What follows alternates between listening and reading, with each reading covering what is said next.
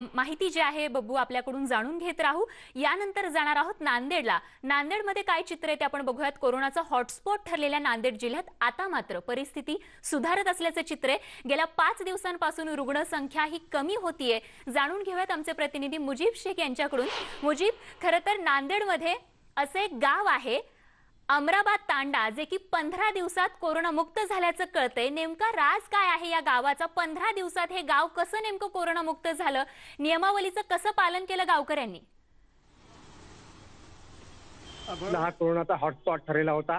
15 मार्च पासून तर 20 एप्रिल पर्यंत म्हणजे 25 दिवस रुग्णसंख्या मोठ्या संख्येने नांदेडमध्ये रुग्णसंख्या आढळत होती आणि या 5 दिवसापासून आपण पाहिलं तर नांदेडमध्ये परिस्थिती थोडी सुधारत आहे। रुग्णसंख्या कमी होत आहे, त्या परीनं डिस्चार्ज होणाऱ्यांची संख्या देखील आता सध्या वाढत आहे। त्यामुळे शहरामधली परिस्थिती सध्या नियंत्रणात आहे, मात्र ग्रामीण भागात रुग्णसंख्या ती वाढतच आहे। आता तुम्ही ज्या गावाचं नाव घेतलं अमराबाद तांडा, बरोबर आहे, 15 दिवसापूर्वी तब्बल 55 रुग्ण आढळले होते। म्हणजे एका दिवशी 55 आढळले होते, 55 रुग्ण आढळले होते आणि त्यानंतर प्रशासनाने या गावाला सील केलं होतं। म्हणजे गावातून बाहेर कोणाला जाऊ द्यायचं नाही आणि गावात येण्यास देखील निषिद्ध होतं। परंतु या गावकऱ्यांनी प्रशासनाचा तो निर्णय सकारात्मकरित्या घेतला आणि कडक निर्बंध स्वतःवरती लादून घेतले। या गावकऱ्यांनी बाहेरून येणाऱ्या संपूर्ण पाहुण्यांवरती बंदी घातली। कोणी गावात येऊन याची दक्षता घेण्यात आली। गावामध्ये प्रत्येकानं मास्क वापरलाच पाहिजे असा नियम करण्यात आला। जे मास्क वापरणार नाही त्यांना 200 रुपये दंड आकारण्यात आला।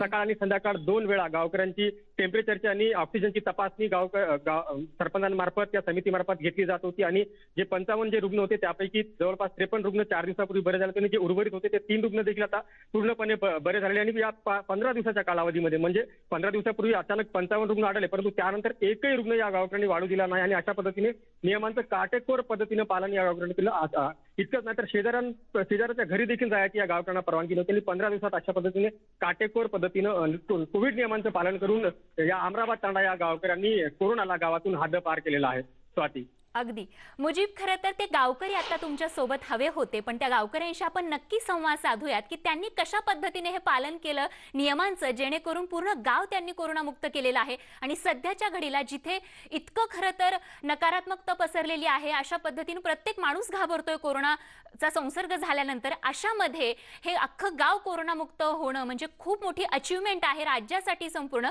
आणि त्याचमुळे आपण त्या गावकऱ्यांशी निश्चितच संवाद साधण्याचा प्रयत्न करणार आहोत। तर नांदेडमधली अशीच अपडेट आपल्याकडून जाणून घेत राहू। तूर्त धन्यवाद। आणि यानंतर नांदेडनंतर जाऊयात अमरावतीला। अमरावतीमध्ये काय परिस्थिती आहे? संजय शेंडे आमचे प्रतिनिधी आपल्या सोबत आहेत थेट अमरावतीमधून। जाऊयात अमरावतीला। संजय, कुठेतरी आता अमरावतीमधला देखील जरी रुग्णसंख्येचा आकडा वाढला असला तरी सुद्धा त्या ठिकाणचा बरं होण्याचा जो आकडा आहे तो झपाट्यानं वाढतोय, असं देखील एक सकारात्मक चित्र बघायला मिळतंय। त्यामुळे त्या ठिकाणची सध्याची ती परिस्थिती सांगाल? निश्चितच स्वाती, आपण जर बघितलं तर फेब्रुवारी महिन्यात अमरावती जिल्हा हा कोरोनाचा महाराष्ट्रातील नाही तर देशाचा हॉटस्पॉट झालेला होता। मात्र अमरावतीच्या जनतेने 14 दिवसाचा कडक लॉकडाऊन पाडला आणि कडक लॉकडाऊन नंतर अमरावतीला त्याचे रिझल्ट मिळायला लागले। अमरावतीची जी रुग्णसंख्या होती ती रुग्णसंख्या झपाट्याने कमी झालेली होती आणि आता दुसरी लाट जेव्हा बाहेर पसरलेली आहे त्यावेळी मात्र अमरावतीचा जो रुग्णांचा जो रुग्णवाढीचा दर जो आहे तो थोडा जरी वाढत असला तरी अमरावतीचा डेथ रेट अजूनही हा केवळ 47% आहे आणि रिकव्हरी रेट जो आहे रिकव्हरी रेट जवळपास 87% वर रिकव्हरी रेट आहे। अमरावतीत रोजचे जवळपास आजचा जर विचार केला तर आज 650 रुग्ण जे आहे ते बरे झालेले आहे। म्हणजे रोज अमरावती जिल्ह्यात फक्त 10 ते 15 पेशंट रुग्णांचा जो मृत्यू होत असला तरी मोठ्या प्रमाणात जे रुग्ण आहेत ते बरे होण्याचा दर जो आहे तो मोठ्या प्रमाणात आहे। 600 ते 700 रुग्णांना दररोज रुग्णालयातून सुट्टी दिली जाते।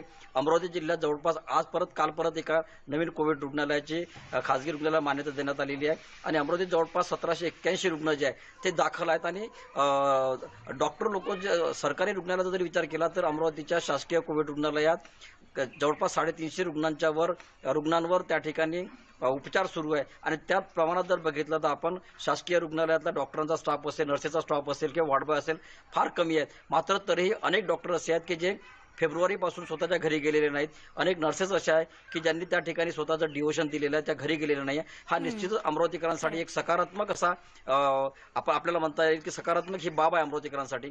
फक्त अमरावतीकरांना एवढंच करणं आहे की ज्याप्रमाणे फेब्रुवारी महिन्यात अमरावतीकरांनी कडक लॉकडाऊन केल्यानंतर अमरावतीची रुग्णसंख्या ही झपाट्याने कमी झाली होती, तसंच लॉकडाऊनचं पालन आता सुद्धा करणं गरजेचं आहे. आता जर येणाऱ्या काळात जर तसंच लॉकडाऊनचं पालन केलं तर निश्चितच येणाऱ्या काळात अमरावतीची जी रुग्णसंख्या हा निश्चितच देशाला एक दिशा देणारी रुग्णसंख्या ठरेल.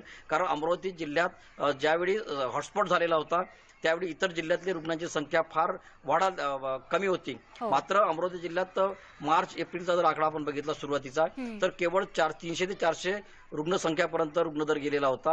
आणि त्या कंपॅरिझन मध्ये नागपूर जर बघितलं तर नागपूर जवळपास 6-7 हजाराच्या वर रोजची रुग्णसंख्या वाढत आहे. निश्चितच अमरावतीकरांसाठी ही जी आकडेवारी आहे ही कुठेतरी दिलासा देणारी आकडेवारी आहे स्वाती. खरे आणि हा दिलासा आपल्याला असाच कायम ठेवायचा आहे.